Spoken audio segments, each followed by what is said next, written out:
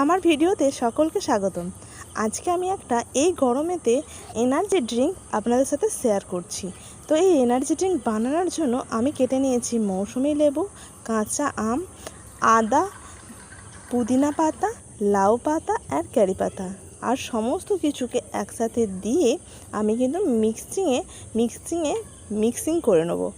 করে নিয়ে তাতে দেবো একটু গুড় আর ভেজে রাখবো 5 রকমের মশলা গুঁড়ো করা আছে, সাথে নুন।